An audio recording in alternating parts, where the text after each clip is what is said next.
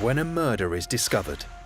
And what you have is a young lady who is in a suitcase which has been deposited on a railway embankment and covered over by twigs and other foliage. It doesn't just destroy one life. And then you find out what really happened. You read it in books, you see it in TV shows and everything else. It's really tough. Well, there isn't a day go by that you don't remember something. It tears communities apart. When I arrived at the scene, the first thing I went and saw was the body in the wood. It's up to the police to not only solve the mystery and track down the killer, but bring them to justice. From a forensic point of view, perhaps the most fascinating aspect of this case is that conviction was achieved without the body.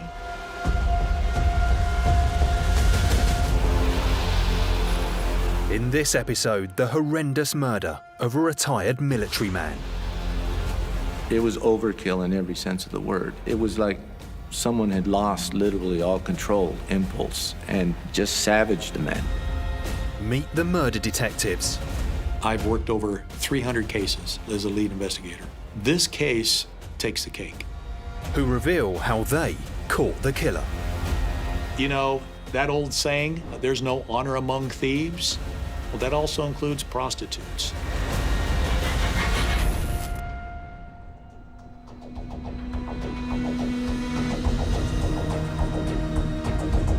Sacramento is the capital city of the US state of California. In 1991, it was a troubled city, reporting more than 100 murders. On March the 7th, Detective John Cabrera got a call about a homicide that would baffle all involved.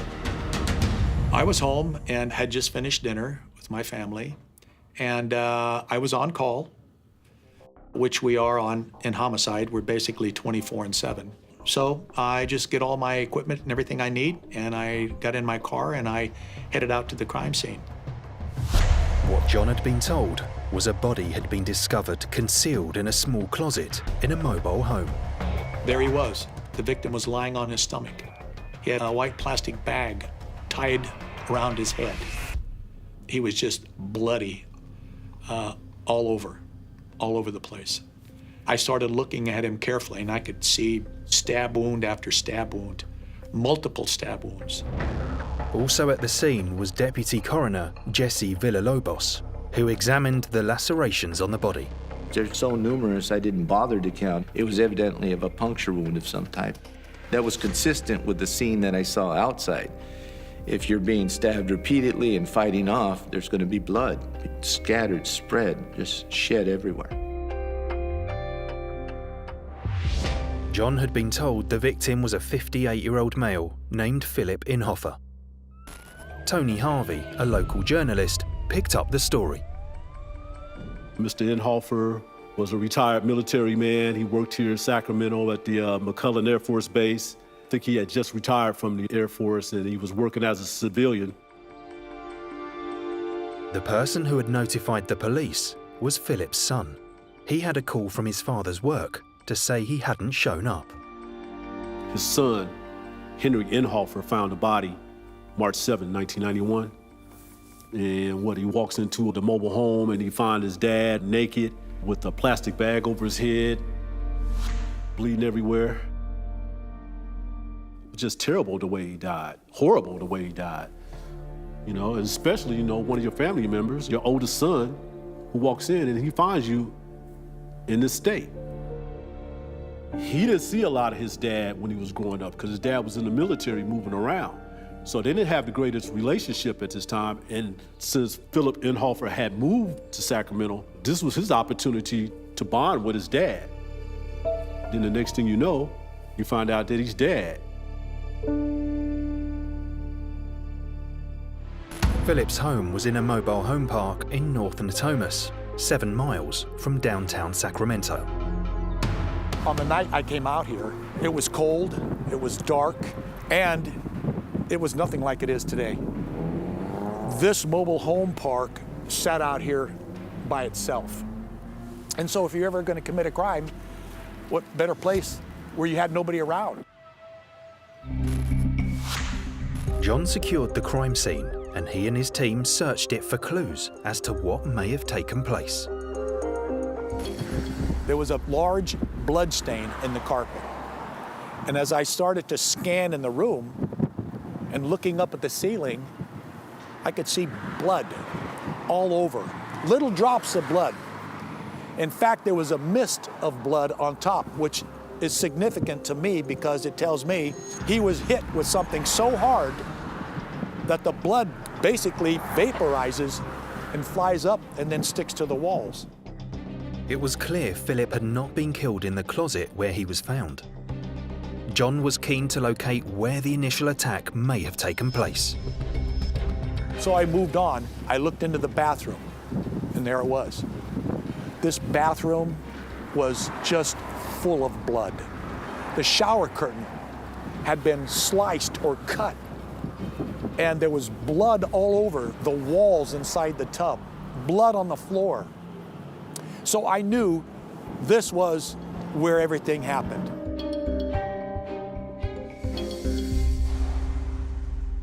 Although horrific, this type of random killing wasn't unusual in Sacramento at the time. There was a series of homicides that pretty much ripped the city apart and was just changing the whole culture of how we were living here in Sacramento. And most of these homicides were committed by serial killers. Shootings, you name it. I think 93 is when we set a homicide record for Sacramento. I think it was like 165 homicides, both city and county. Detective John Cabrera and his homicide unit down at the Sacramento Police Department were working most of these crimes, and they solved just about 90% of those crimes. Literally, I spent half my career working murders. Everything from shootings, stabbings, probably some of the worst types of murders that anybody could imagine. I've worked over 300 cases as a lead investigator. This case takes the cake. The crime scene shocked everyone, including Deputy Coroner Jesse Villalobos. You just looked up and you saw blood everywhere. So right off the bat, you said, this is unusual because most people don't expend that much effort to kill another human being. There seemed to be no thought about consequences. Definitely the killer knew the victim. It was obvious the point of murder was actually in the bathroom or in the shower. So that would indicate that the victim was quite comfortable with the killer around the premises at the time and he was in the shower. So there would be a level of comfort, almost friendliness, the victim and the killer.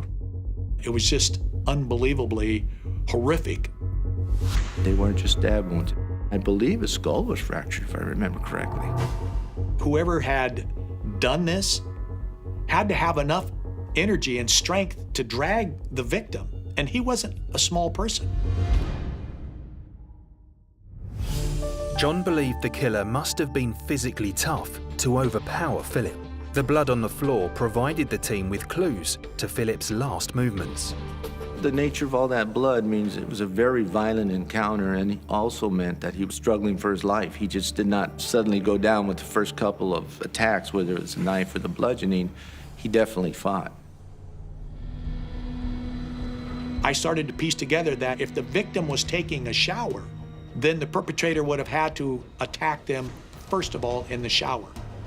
And then it looked like the victim stepped out of the shower, possibly to defend themselves, reaching out at the person who was attacking them. And by doing so, was flailing blood all over the bathroom, all over the sink. And a pair of glasses that had belonged to the victim was lying on the sink. It appeared that he never even had time to put his glasses on. A good deal of homicides actually aren't planned, they are spontaneous events, and so unless you're somebody that routinely walks around with a weapon, for example a knife, then you would just be picking up something that was to hand. Knives are readily available inside people's homes. It's more suggestive of a determined effort to kill if you're using a gun or a knife. It takes a lot of energy to kill someone that way. So you have to have a lot of rage, hate, anger, whatever you want to call it. It's work. It was clear that the murder had been violent, but John had no idea of a motive. The only possible clue was that Philip's son had revealed his father's car was missing. Mr. Inhofer's car was a 450 SL Mercedes-Benz. He always parked it in the carport. The neighbors always saw it. What was unique about the victim's Mercedes-Benz? The numbers on the license plate started out 666. Could this be a motive for the murder? It was clear there was more to this case than met the eye, and the team were no closer to catching the killer. I knew this was going to be a real jigsaw puzzle. John had to get justice for Philip Inhofer's murder, and the clock was ticking.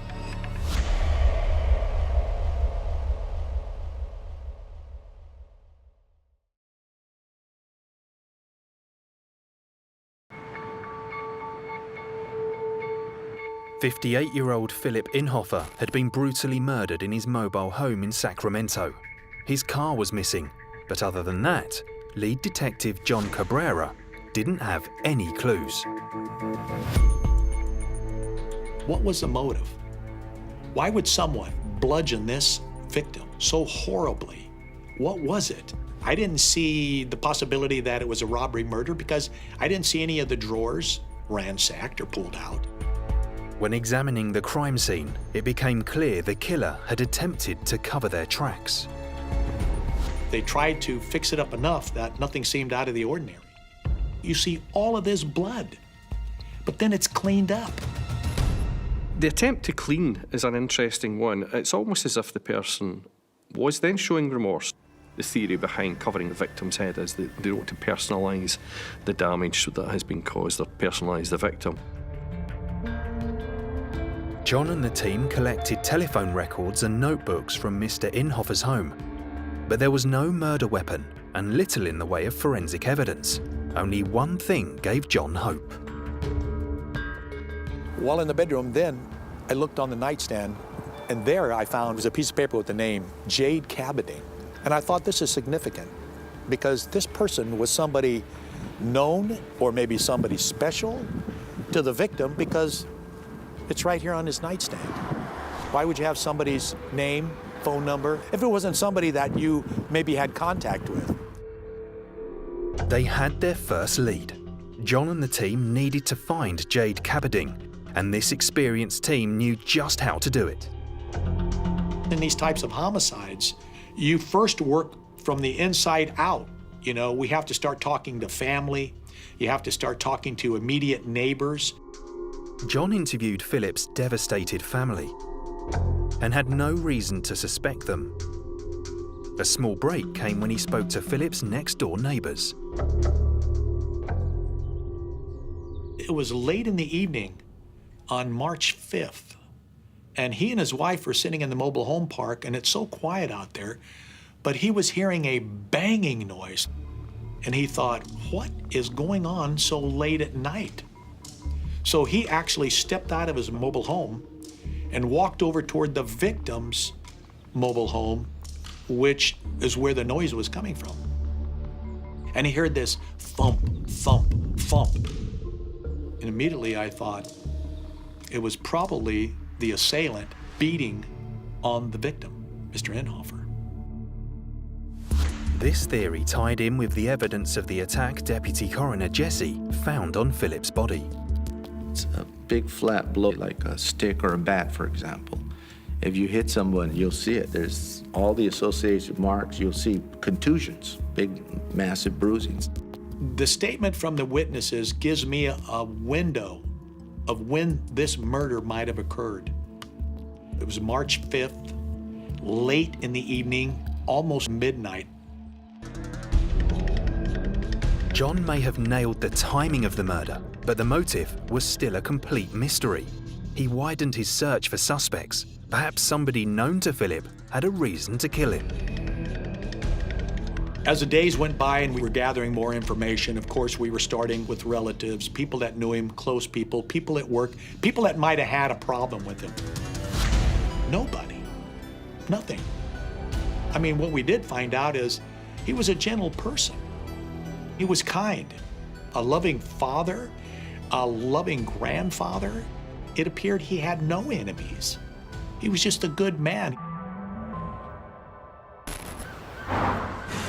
I think it's less the character of the victim and more the lifestyle of the victim that's probably quite important to the police. So they do something called victimology, which is basically they explore as much as they can about the victim's life, lifestyle, background, habits, sorts of places they go, where do they spend their money, what do they spend it on, who are the people that they communicate with, who are the people that they meet face to face with.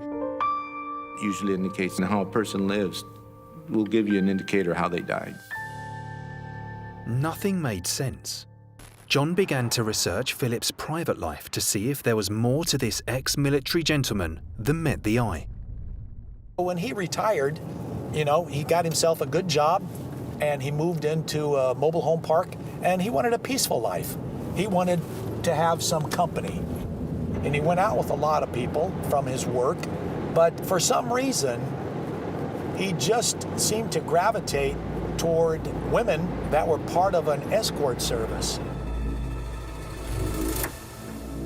People do use prostitutes. In fact, on an astounding level, facts and figures of prostitution usually knock people off their feet because it's much more prevalent than you realize.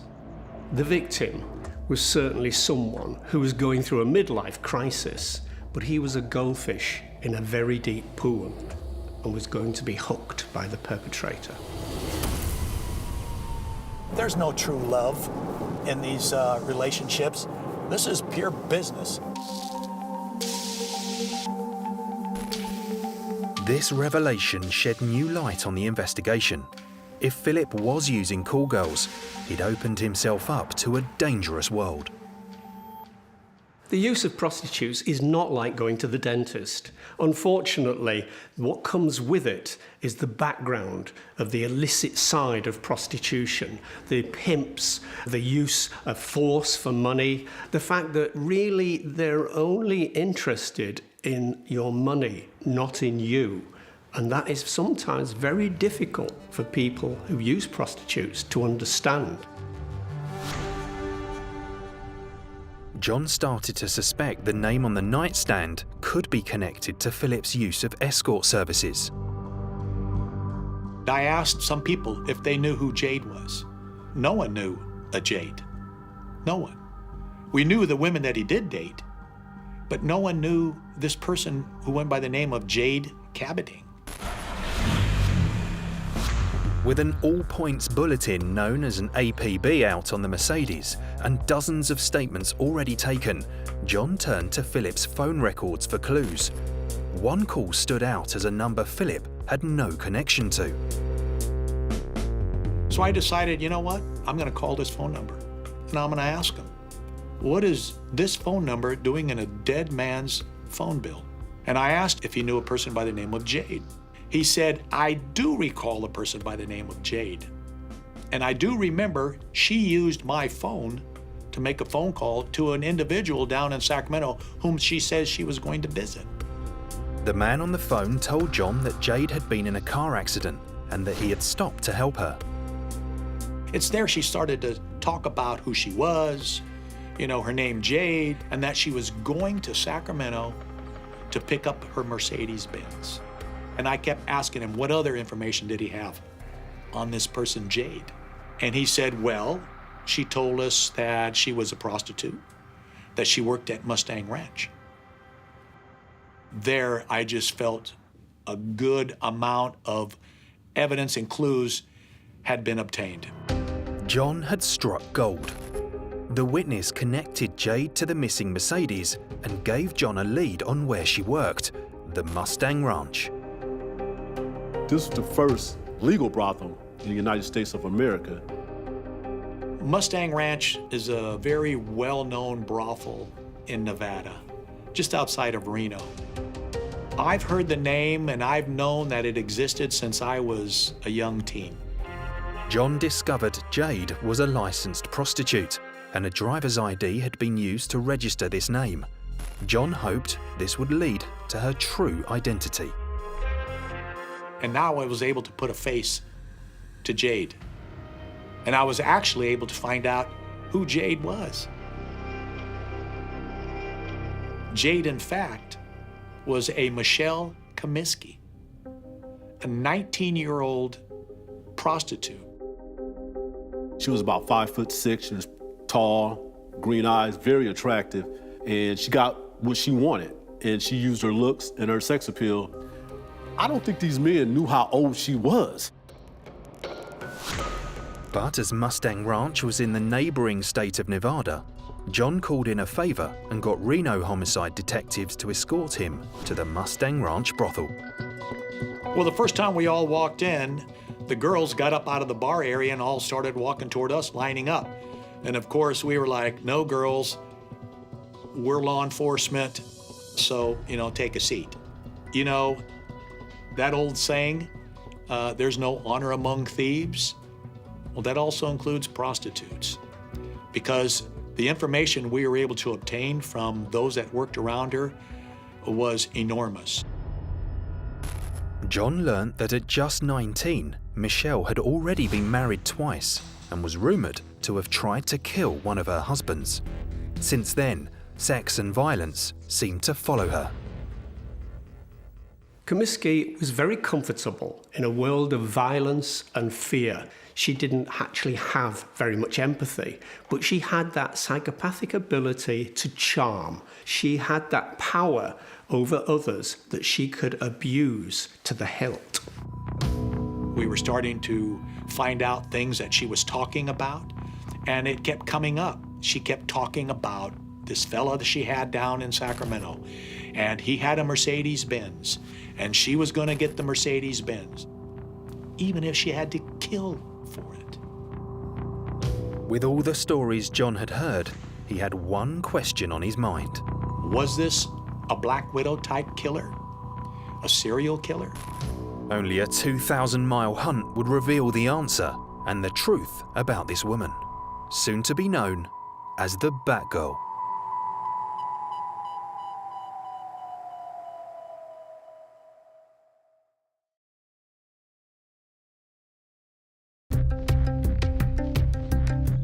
John Cabrera's investigation of the murder of Philip Inhofer had led him to the infamous Mustang Ranch brothel in Nevada, where Jade, real name Michelle Comiskey, worked as a call girl. The evidence so far was pointing to the 19-year-old escort having killed Philip in order to steal his car.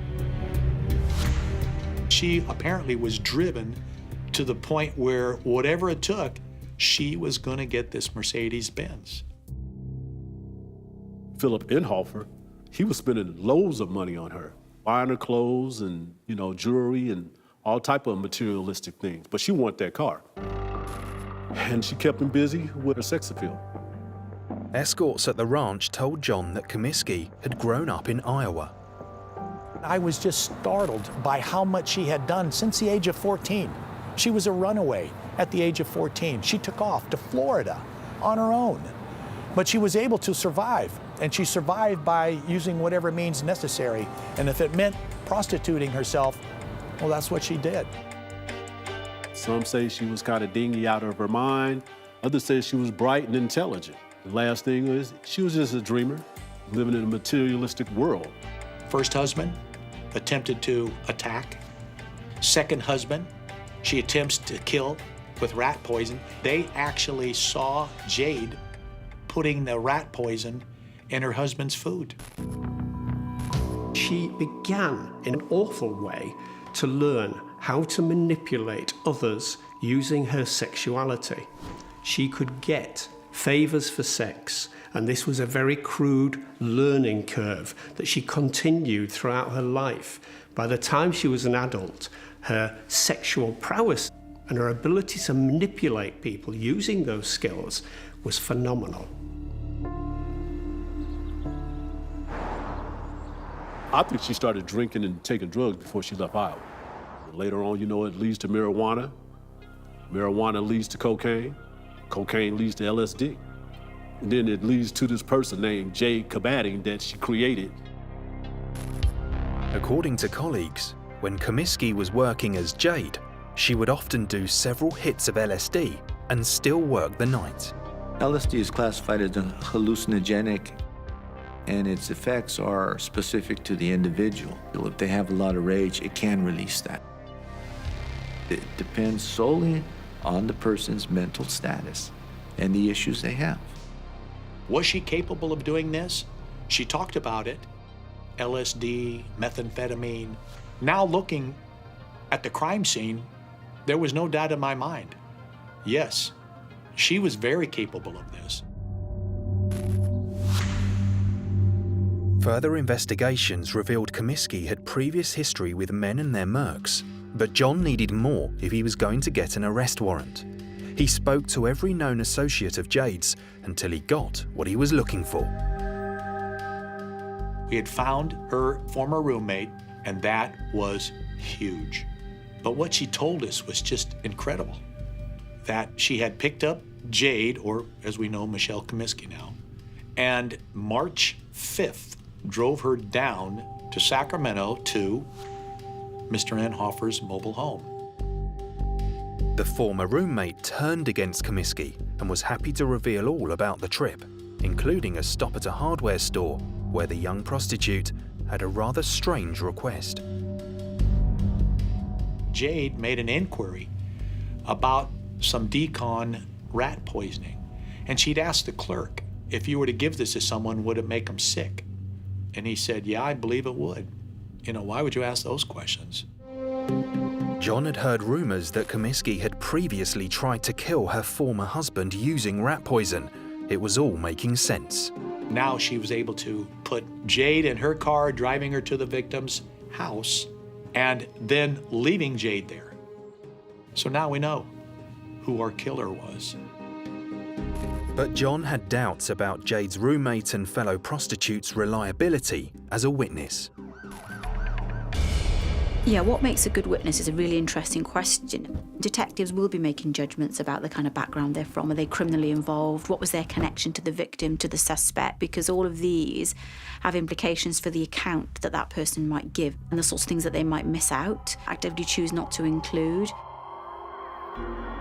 Although it was hard to believe this sweet-looking 19-year-old was capable of such a brutal attack, John was led by the evidence. On or about March 25th, I was able to secure a warrant for her arrest based on all the information we had. She was now wanted for this brutal murder. The hunt was on.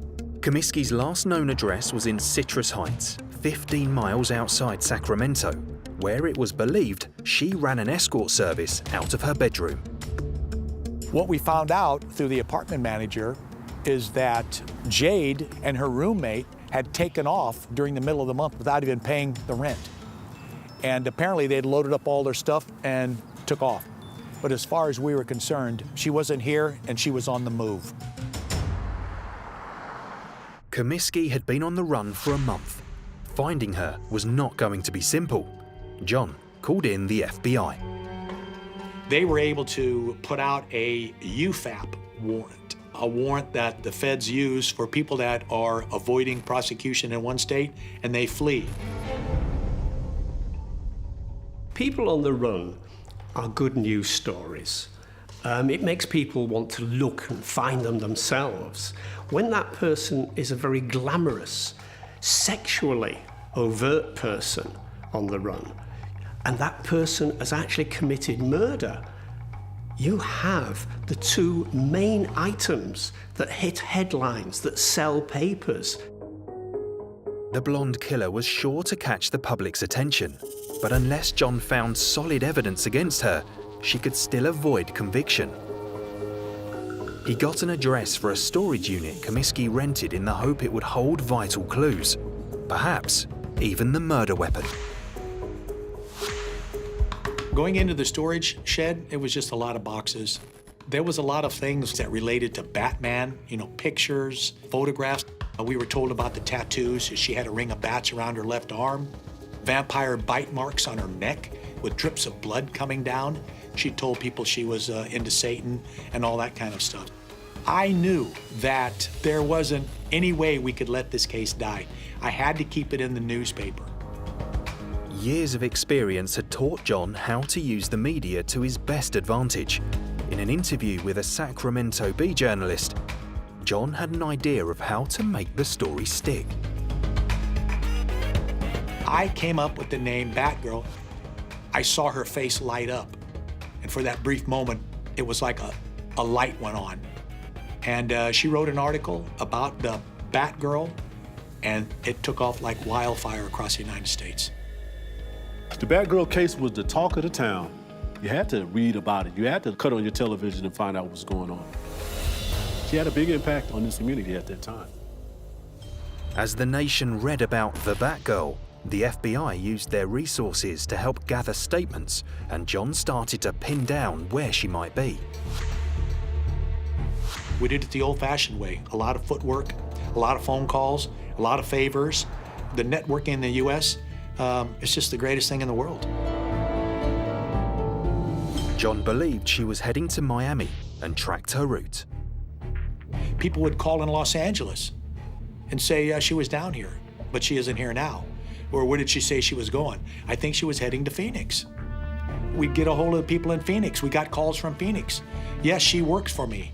And then we also found out that while she was in Phoenix, Arizona, knowing that people already knew about the bat ring on her arm, she had a tattoo put over it, covering the bats.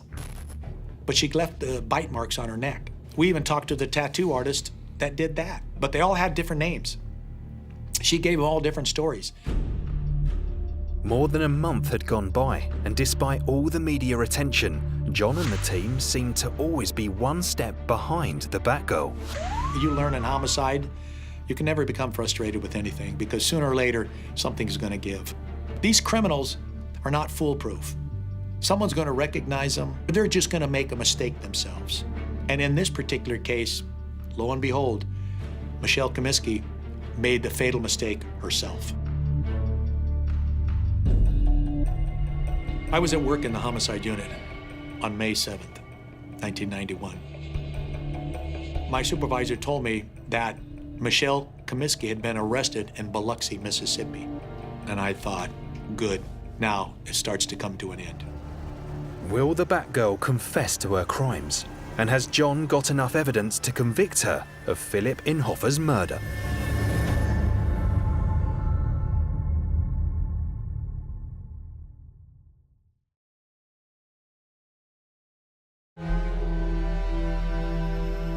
"19-year-old Michelle Comiskey, aka Jade, aka the Batgirl, was wanted for the murder of Philip Inhofer. She'd been on the run across America when her and a girlfriend were spotted having mechanical issues with their rental van in Biloxi, Mississippi. As luck would have it, just that time when they pulled over to check on what was going on in the back, the police officer sitting across the street. The officer asked Michelle Comiskey for ID, but she didn't have any. He then noticed a Mercedes-Benz in the back of the truck. It had been resprayed and didn't have any number plates. Probably Michelle didn't realize you can take the license plate off a vehicle, but every vehicle has a VIN number. That VIN number was in the system. The officer ran the VIN number, and sure enough, the car belonged to murder victim Philip Inhofer. At that time, he got back out, walked around, asked both girls to step out, and then he took both of them in custody. John had caught his killer and found the car that connected her directly to the murder. But there was still a long way to go before she could be brought to justice, and the public were watching. Everybody had to know what was going on with this thing. I go to the newspaper, hey, what's going on with the Batgirl today? I mean, when she was caught in Mississippi, in Biloxi, Mississippi, I mean, Biloxi is known to have strip clubs and casino. I believe she probably just stopped there to work for a couple of days and then she was going to move on. Comiskey had run out of luck. Although John was confident of her guilt, without a murder weapon or forensic evidence, proving it in court could be difficult. What John needed was a confession. It's very critical when you take these people into custody that you're able to get to them and interview them before they have time to sit or to listen to a jailhouse lawyer or someone that's going to tell them, don't say a word, don't do this. My job is to get there and to try to get her to talk to me So I was on the plane the next day, and I was headed to Biloxi, Mississippi. John was hoping he could get the Batgirl to waive her rights and talk. As an experienced detective, he had a few tricks up his sleeve. She was thin, she looked wiry, and she looked very capable of handling herself. I gave her Miranda rights. I gave her an opportunity not to speak to me, but she agreed to speak with me, giving up her rights. In America, detectives are really good at getting suspects to waive their Miranda rights, which is your right to remain silent and your right to have a solicitor present. But by getting suspects to waive those rights, detectives then have a kind of inroads to interrogate their suspect. And the first question I asked her, I said, "Are you Michelle Comiskey?" And she looked right at me and she said, "I don't know who I am." And immediately I thought, here we go. It's game time. I just looked straight at her and I asked her, "Did you stab Philip Inhofer?" She wouldn't answer. She wouldn't answer. What she would tell me is that she hurt him. She admitted to being with Philip that day and that they'd been shopping. She then revealed her version of events the night of Philip Inhofer's death. We're going to take a shower. And then she says, you know, Philip's in the shower and I take LSD. She must have took large doses of this drug. And all of a sudden, she started having these psychological effects. I start to see a monster. And when I go into the bathroom, I see this monster.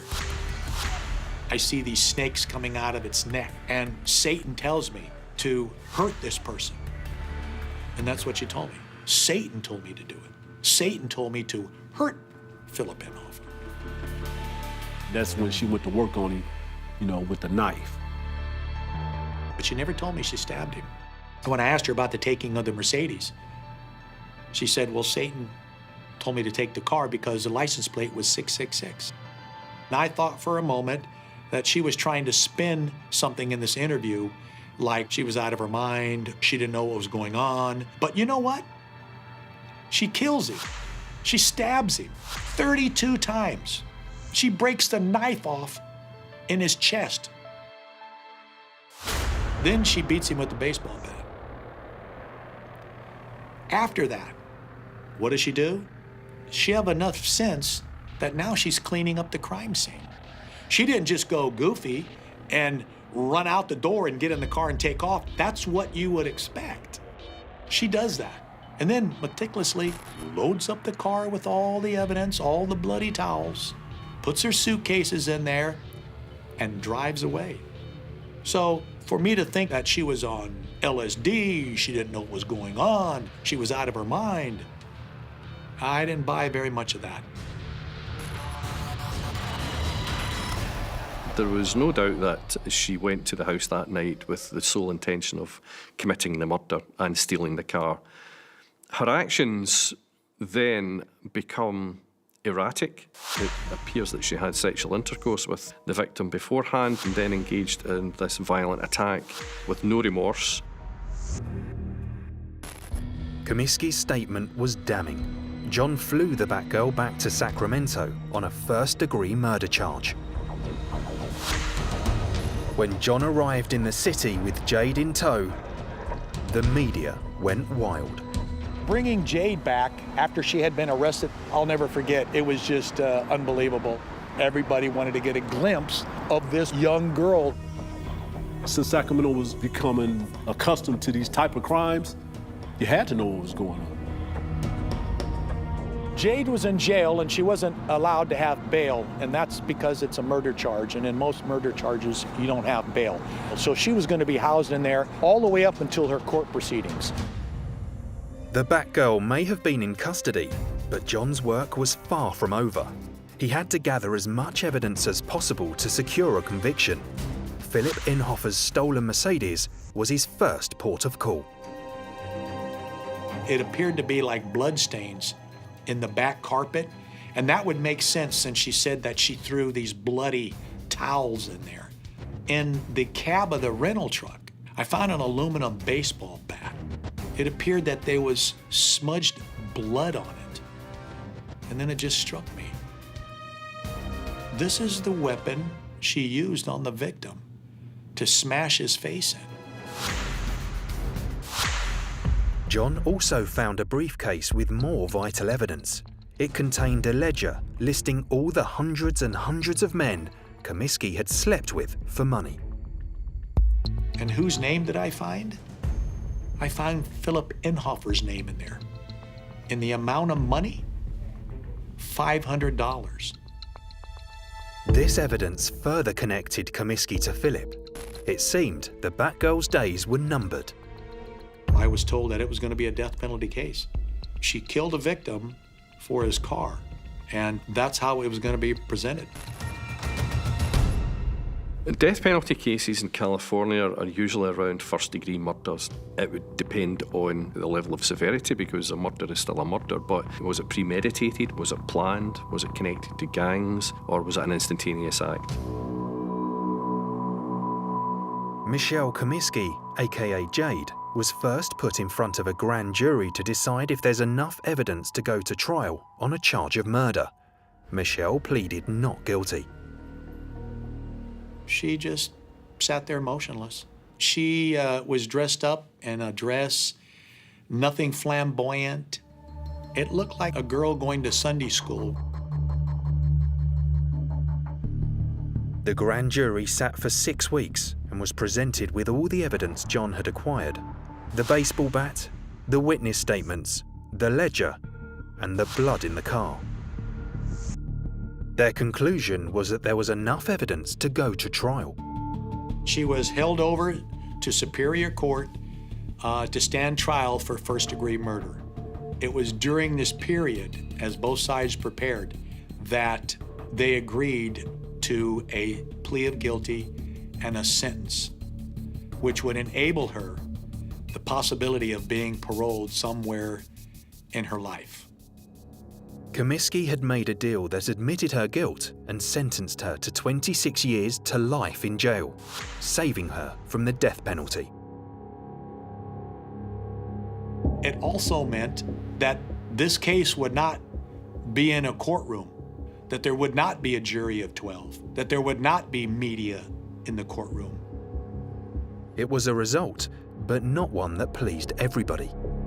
I think the family members, and I think people that knew him, friends, were very disappointed, and I think they really wanted her to serve life. And in some cases, people thought she should be on death row. Journalist Tony Harvey wrote to her in jail to request an interview, and on his third letter, she replied. These are her words. I live with my murderer, Mr. Inhofer, every single day. As the years go by, my understanding and reverence for his life gets deeper and sadder. I took this man from his family, friends, and everyday living. He deserves life. Every time I come up for parole, I victimize them all over again, making them relive the horror. Sir, I am not the same young woman. Today I am full moral knowledge of my actions. This sounds like a woman who wants to be free. My personal opinion on people is simply this: everybody can kill, given the right circumstances. Anybody can kill. It amazes me that more humans don't kill each other. I'm so glad that we were able to take her into custody, because who knows where it would have ended up. Some people ask me, do you think she would have become a serial killer? You know, a serial killer doesn't have to kill 3 people. It was just a good thing that we were able to take her out of society. There isn't a day that I don't look back, given we didn't have the technology that law enforcement has today, but we gave it our all, and using what we had, we were successful. And I'm very proud of that.